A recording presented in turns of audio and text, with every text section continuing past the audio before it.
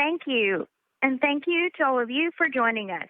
We are now joined by William Byron, driver of the number 24 Exalta Chevrolet and the winner of today's Food City Showdown at the virtual Bristol Motor Speedway. William, congratulations. Tell us a little bit about those final laps. Yeah, I appreciate it. I thought we had a pretty solid race. Obviously, there was a lot to, kind of decipher through and try to get through.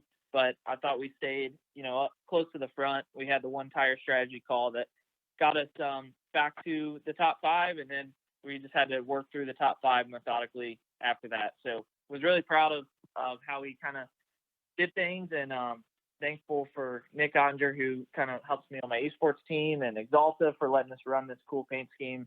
It looks awesome. Hopefully we can run it sometime in the real Cup car. So I had a lot of fun.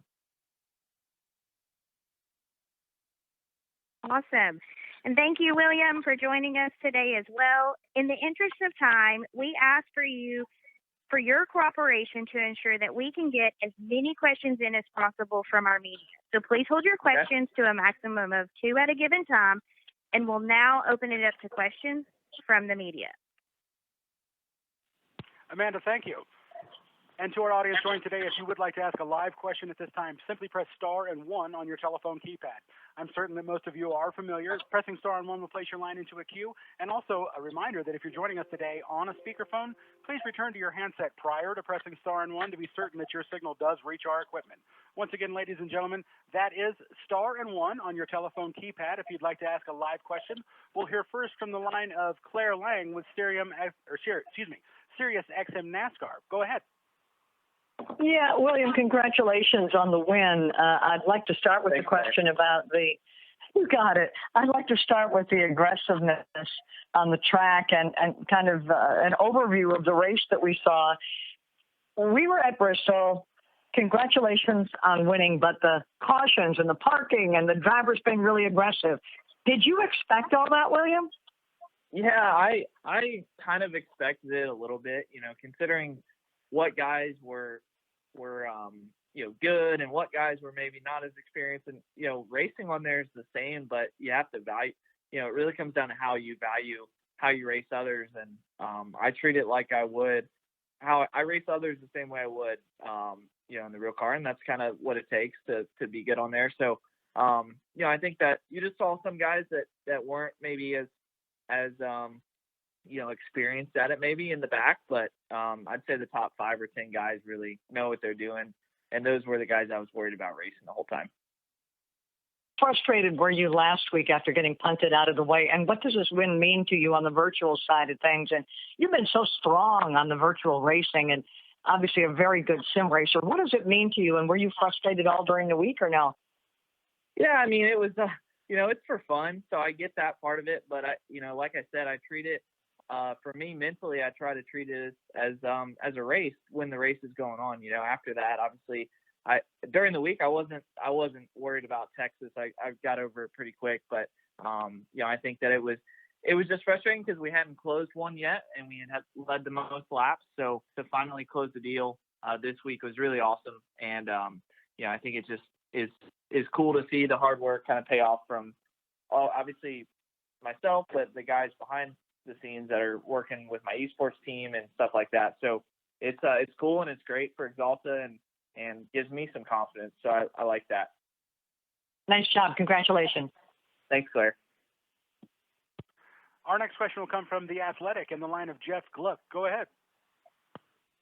Hey, William. It's interesting seeing how this has sort of taken on a new intensity at times. I don't know if it's just Bristol or the fact that this has gone on a few weeks now, but you had Bubba Rage quit in the middle of it today, and Larson and Suarez both getting booted.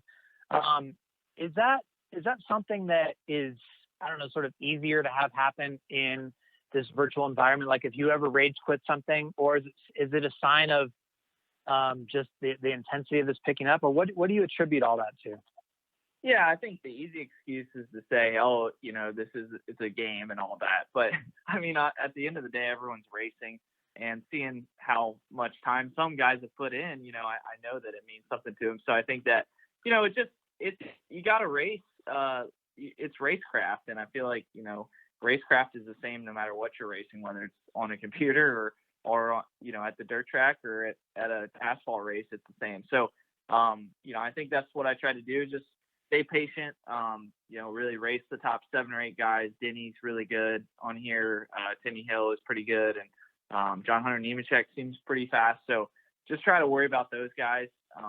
But yeah, obviously some of the guys further back were, you know, obviously causing some wrecks and stuff. So you just have to get through that and try to keep yourself clean through the race. Thank you. Yep. Our next question will come from Lee Spencer at racingboys.com. Thank you. Congratulations, William. Just had a quick question about, you know, a young guy like you that has time to practice, put the hours in. You know, it's kind of not surprising that you would get up to speed in a quick way. For guys like the Busch brothers, who this is their 3rd race, how long is it going to take before we see those guys get more into the mix in the future? Yeah, I mean, Kyle was pretty fast this week. Busch, I thought he was, but in the practice races, you know, I did a couple on Friday, I guess it was, and Denny was really good, and Kyle was pretty fast too. So I think it's, you know, the people that have strengths at certain racetracks are going to show up, and ultimately it's just about kind of knowing the little nuances that are going to make you faster. And yeah, it's just, you know, it kind of, I wish we would have a little bit longer runs, because I think you would have seen the guys who really had it figured out. I think Kyle and Denny and some of those guys would have come to the front, but unfortunately it's kind of a short run race. But you know, really, I think those guys are starting to get it. Hopefully, you know, if I can give them some tips or whatever, then get them rolling with some of the little nuances here and there. And just kind of curious, what are you doing to entertain yourself in addition to iRacing these days? I mean, honestly, just kind of trying to have a somewhat normal routine. You know, I stay at home, obviously. I try not to be around a bunch of people, but my family's in town. My sister, she lives in New York, but she's been in town for a few weeks now. So I've been having fun with that, just kind of seeing my sister, and that's been great. So I feel fresh, and I feel like, you know, when we do go back racing, I'm excited for it, because I feel like, you know, I use iRacing just as kind of a mental training, and I feel like I'm excited for when we do go back, because we have fast cars there too. Lee, thank you for your question. Next, we'll hear from Fox Sports and the line of Bob Pockris. Yeah, William, do you feel, I mean, I know you talk about being for fun and everything, but do you think you feel any more pressure to win these races because everybody knows your history in iRacing? A little bit, yeah. I think that, like, the first week, you know, I feel like the most nervous, and I think everyone gets nervous when they iRace, just because you don't have the sound of the engine and some of those adrenaline things that actually kick the nervousness down in the real car. You know, so that is a little bit there, nerves for everybody, but I'd say so, yeah, just because, you know, people are like, oh, well, this, you know, this is your thing and all of that. So yeah, I think the first week that kind of showed, you know, I was a little bit over aggressive knowing who I was going to race, and then this week I just tried to be patient, and it worked out pretty good. Thank you. Yeah, no problem. Thanks for your question, Bob. Next, we'll hear from Jacob Seelman over at Speed Sports. Yeah, thank you. William, you mentioned Nick Ottinger, and I know he's been a big part of what you've done with establishing William Byron Esports. What kind of things were you leaning on him for and working with him on? And do you think anything that you guys are working on together will be able to translate for those guys when they go back and compete in the Coca-Cola Series? Yeah, I think that you know, those guys have helped me a lot. You know, John's a great sim racer too. And really I've kind of built that relationship with Nick to learn from him. And, you know, he's a cool guy. I like the way he thinks. You know, honestly, the way he thinks is similar. We think similarly, I guess. So when I watch him drive, I feel like I'm watching somewhat of the same things that I would do. And obviously he's really good. So, yeah, I think that I just try to watch him on Tuesdays when they run the Coke Series. But hopefully, I think he's like 6th or 7th in points right now. So he finished second in the first race. So hopefully he can get a win here soon. And in regards to your race, if they'd had a late race caution. You had been getting away pretty good on the restarts. Were there any nerves if you'd had one more caution to worry about? Yeah, we're just worried about the tires because I had been out there for 60 or 70 laps on the same tires, so I was a little worried that I didn't have a lot of tire left, so I just tried to keep saving till really the last 2 laps. But I think the tire strategy worked out perfectly. We were able to pit there about halfway and cut the race in half, which is what we wanted to do. And a couple guys stayed out, but we were able to methodically work our way back to the top 5 from 9th, I think. So that was great. Great, and thank you for your question. Next, we'll hear from Jim Utter at motorsport.com. Please go ahead. Your line is open. Hey, William. Congratulations. Hey, thank you. Appreciate it. No problem. Just one question. You mentioned on your interview with the TV booth, and I think a few minutes ago, that when you generally do iRacing these days, it's to learn or kind of improve your racecraft. And you talked about how different it is to be in a competition with a much different group of guys. Could you just explain a little bit the differences between what you normally experience when you decide to do iRacing and what the last 3 weekends have been like? Well, I think that, you're basically, how iRacing works is there's a rating for each driver, and that goes from like 1,000 to basically 9,000. So I'm like a 6,300 rating. So I usually race with guys that are around that range or better. And so, you'll have less cautions or you'll have more quality of like racecraft. And I feel like when you put our race together, it's a wide variety of experience levels. So I think that's just tough to kind of manage. But I try to use iRacing because it improves my racecraft. And I feel like we've been doing a good job of promoting it the right way. We just have to make sure that everyone understands that, there's races that you can do on there. And I try to do those races and not just run laps of practice by myself. So the races that you can practice on kind of help improve my racecraft. And that's why I use it to try to help me on the real car. And do you, you mentioned how you race people the way you want to be raced. Do you get to see that in the same sort of fashion during the iRacing as you do, and it maybe not the same way, but do you see some of the same traits that you would when you were racing someone on a real track? I think so, yeah. I mean, definitely the tracks that you can maybe move someone out of the way or bump them out of the way, are very similar. Last week, obviously, getting moved out of the way, I learned something there and kind of applied that towards this week. Got a little bit more aggressive with some of my moves during the week, and try to do that back to the guys so that I can kind of establish position on them. So I think, really that stuff is the same. You just it's just a matter of kind of understanding the little nuances that are obviously going to be different than a real car. You don't have the sense of smell and noise and maybe feel, but you have vision, and your vision's really critical in there. Thank you for your question today, Jim. Well, next we'll hear from Zach Sterniolo at the Pocono Record. Please go ahead. So have the midweek practice races legitimately helped you get ready for Sunday's events? And so, if so, in what ways? I think so. I think that what really helps me a lot is they have these races, they're called A-Fix races, and Class A, which is the Cup car. So I run those. I probably ran a handful of them, probably less than 10 this week, but somewhere around that number. So they're very similar length of race to what we just ran. So I feel like those help me knowing the competition, knowing who's good and fast. And Denny Hamlin was honestly my biggest threat today, I feel like. So, I was kind of looking out for him and what he was doing through the week. So, I think those races are what helped me kind of get better. And then how much did shifting to the single file restarts change the race for you, if at all? Do you feel like that was a benefit for you in the late restarts? It was tough. I mean, I think that double file restarts, I think, would have been a similar result. If you're the bottom lane guy, it's a little tough to get clear of the outside guy. So I would have had my hands full with second in some instances if I didn't get a good jump. But Honestly, it just comes down to how good a restart you get.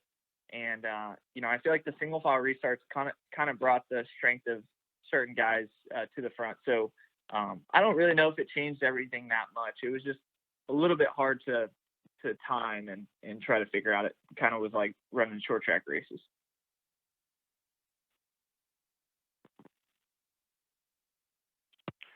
Thank you for your question today. Next, we'll hear from NASCAR.com and the line of Chase Wilhelm. Hey, William. Congrats on the win today. Hey, thanks, man. Appreciate it. Yeah. So, what was going through your head there when you lost the lead for a bit with the various pit strategies and everything? Because obviously it was a new position for you. Then the rest of the race after leading the first 73 laps, and it looked like I know you had fresher tires, but it looked like once you were able to get a run on Smithley, you made pretty quick work of Bowman and Di Benedetto on the bottom on the lower lane, which isn't something we really saw today. Yeah, it was honestly the biggest heart-stopping moment was when Landon Castle got spun or whatever, and he's come back up the track, and I had to kind of go to the bottom, and I was sideways for a bit. Luckily, nobody was on my bumper. I was able to save it. But I'll probably look back at that moment as kind of the race-winning moment of missing that, and then being able to kind of work my way through the field. I think I restarted ninth, and then Kurt Busch raced me really clean, and then Alex raced me pretty clean, and then once I got to like second, I knew that all I had to do was just manage my tires to make them overcome the older tires that I had in front of me. So I just kind of hung out for a while and let the Busher, knowing that his tires are going to give up after 10 or 15 laps just because they're older. So then we had a restart there, and I was able to get by him, and we ran side by side for a couple laps. So he raced me good there too. So yeah, it was definitely, things worked out to get back to the front. Luckily, we didn't have to ever really start in the back. I think the furthest back we were was ninth. So luckily it worked out, our pit strategy. Thank you. Appreciate it. Yeah, man. Next, we'll hear a question from Barry Richmond at WAKG. Please go ahead, Barry.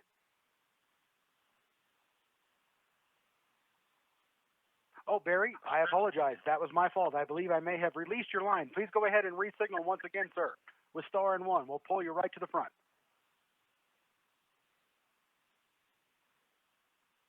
Thank you, Barry. Go ahead. Okay. All right. Yes, William. As we seeing more of the virtual world in racing and the talents that are displayed, how much of a recruiting tool or a development tool do you see this in the entrance into actual real world racing? Yeah, I think that for me, I used it obviously to get started in my racing career, and I feel like I did that because I saw guys like Dale Jr. promoting it. And if I were a young kid right now and I was 10 or 12 years old and didn't have the money to get into a real race car, or didn't know anybody that has a real race car, then I would definitely get into iRacing. I was a race fan that would watch NASCAR on TV and would go iRace after the race was over to try to figure out what it's like to be those guys. So I'm really fortunate that now I'm able to run the real race cars, but I definitely never forget about iRacing, kind of what it taught me. And the final question, the number of laps that you all are running, I've noticed from week one, it went from 100 to 125 last week. And then we had the heat races and the length of the race today. Do you think the number of laps is about right for driver attention span and viewer attention span? Yeah, I think it could be a little shorter. The heat races probably didn't really need those today, but I think that honestly it was good. I definitely would be a fan of, like, at Bristol there. It's obviously a 50 lap heat race and then a 150 lap race. That's a long time. So if we ran maybe 50 laps in a heat race and then 80 laps in the race, that would be probably good too. So yeah, I think it's just a factor of the fact that it's Bristol and it's going to be a shorter race if it goes green. Thank you for your question, Barry. We'll hear next from NBC Sports and the line of Dustin Long. Please go ahead.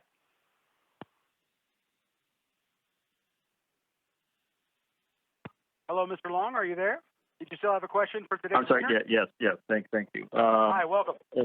Thank you. A couple questions. William, can you just kind of take me through the emotions and how different they are this week from last week, and if it was even a case, is this stuff so serious? How upset you got last week, and is it a case that you and Timmy actually had to talk or something?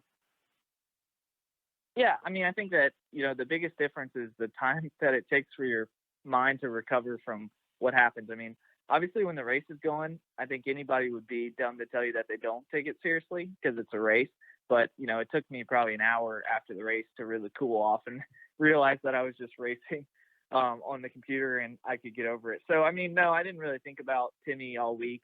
He sent me a message on Twitter on Thursday and I was like, hey, it's all good. Now granted, would I would have raced him the same if he had been in front of me? For sure, because I kind of know the tone that he set with that move, but I wasn't worried about it after, I guess, Sunday night around 7.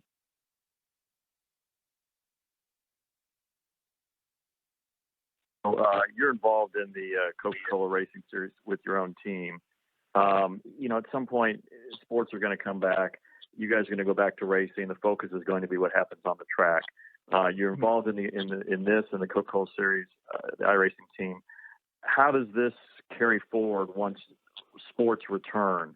Because obviously there'll be more focus on that. What do you guys do? How does that keep going and try to build this alternate audience? Yeah, I think that what I like about this racing is that anybody can go do it, and I think that's similar to the appeal of golf. And really everyone can go play golf or everyone can iRace at their own level. So that's what I want the appeal of this to be. I want it to be for kids, and I want people that want to see what we're doing on Sundays to be able to go on there and race. And then ultimately what the Coke Series should be about is that those guys are the best at it. And I feel confident that some of those guys would do well in a real car too. So I think that's, understanding the skill level that they have, and that should hopefully bring an audience, and the relatability that it has, the fact that anyone can go and try it. Thank you. Mm-hmm. And thank you for your question. We'll go next to Peter Strata with TSJ Sports. Please go ahead. Your line is open. William, first of all, congrats on the big win. What were your thoughts on the restart showing single file in the middle of the race, both last night and today? Yeah, I think that it was kind of necessary just because of the wrecks that were going on. Bristol's a tough track, and I really think it just comes down to, it takes some laps to kind of understand what's going on. So, yeah, it's a tough track. So, I wasn't surprised.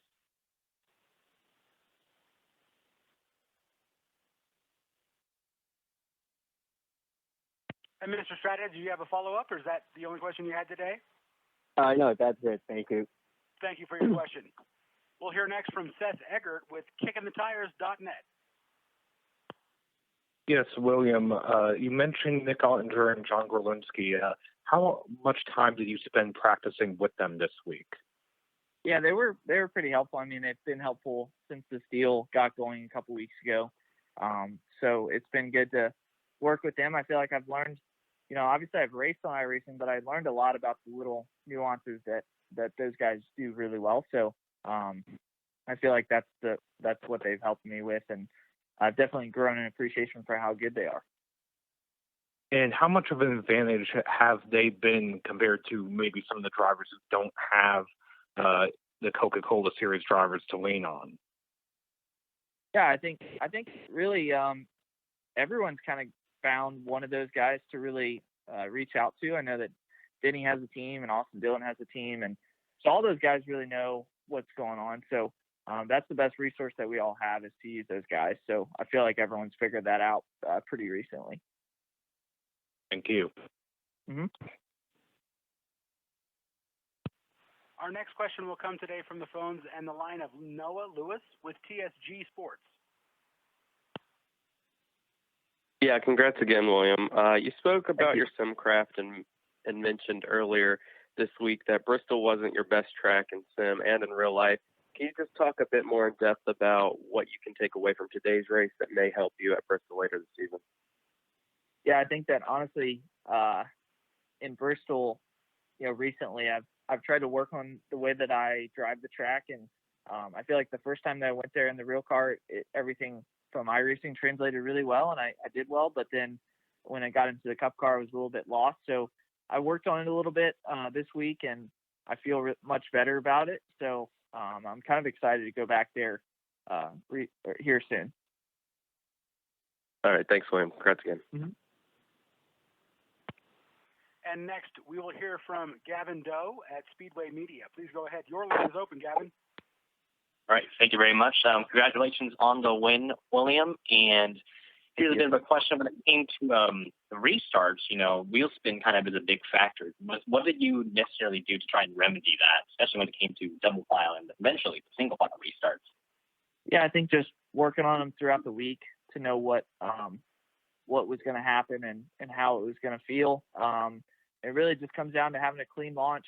You get wheel spin at the top of the gear in second gear, so I just tried to keep my launch smooth and get through the gears well. So all that stuff worked really well. So definitely excited about how the restarts were, and hopefully can carry that over to the next race that we have. Yeah, another question here is when it comes to Bristol, in previous races, the addition of PJ1 has been added, to the bottom line. But when we noticed throughout the iRacing race, the Invitational, the outside line proved to be prevalent. Do you think that iRacing will eventually kind of add that patch of PJ1 so there's a little bit more traction on that inside line? Like, what are your expectations? Think so. Yeah, I think so. I think they'll learn that from this week. I was able to run the middle and make that work pretty well. So we just worked really hard on being able to run the middle throughout this week, and I'm fortunate that paid off for us.